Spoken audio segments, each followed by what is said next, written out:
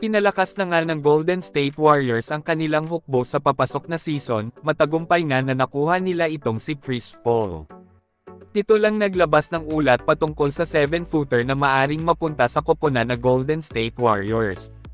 Ang Warriors ngayon ay nakatuon kay Jace Johnson na maaaring maging susunod na manlalaro para sa kanila. Ayon naman kay Shams Charania ng The Athletic, si Jace Johnson at ang Warriors ay nagkasundo sa isang exhibit sa training camp deal, na magbibigay daan sa kanya na makipagkompetensya para sa isang bakanting roster spot kapag nagsimula ang kampo sa katapusan ng Setyembre. Ang 7-footer na ito na si Johnson ay pinamunuan ang G-League sa pag-rebound noong nakaraang season, kumuha siya ng 13.6 rebounds bawat laro. Kung mayroong isang bagay na kailangan ng Warriors, ito ay mataas na manlalaro sa kanilang frontcourt.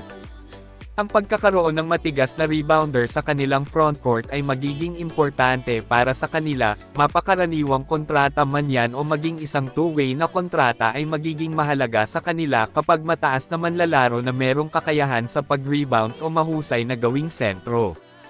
Noong nakaraang buwan lamang kasama ang Warriors nag-average si Johnson ng 5.6 points at 6.8 rebounds kada laro habang nag-shoot ng 47.4% mula sa floor, sa 5 pinagsamang laro sa California Classic Summer League at opisyal na Summer League ng NBA sa Las Vegas.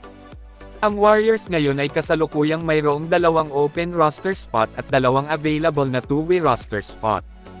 Samantala si Kevon Looney ang tanging tunay na sentro ng koponan sa roster, magiging katulong din si Draymond Green at ang bagong karagdagan na si Dario Saric sa posisyon sa gitna ngayong darating na taon.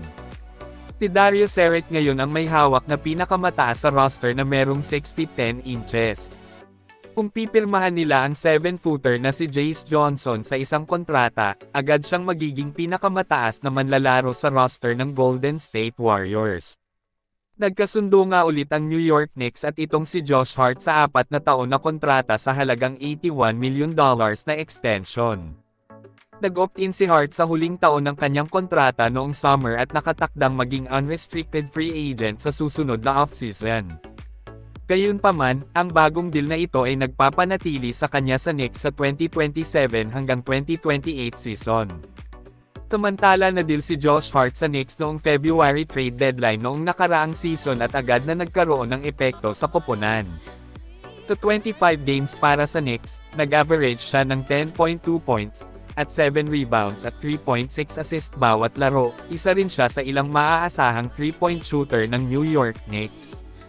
Bukod sa opensa, may taglay din si Josh Hart ng mabigat na depensa na nagbigay sa Knicks ng spark plug mula sa bench sa magkabilang dulo ng sahig. Naging instrumento siya sa panalo ng first-round playoff series ng New York Knicks laban sa Cleveland Cavaliers. Tumulong siyang pigilan si All-Star guard Donovan Mitchell, isa siya sa dahilan kung bakit nanalo ang Knicks sa seryeng iyon. Sa bagong extension na ito para sa kanya, magiging mabuti ito para sa New York Knicks dahil sa magandang ipinakita niya noong nakaraang season.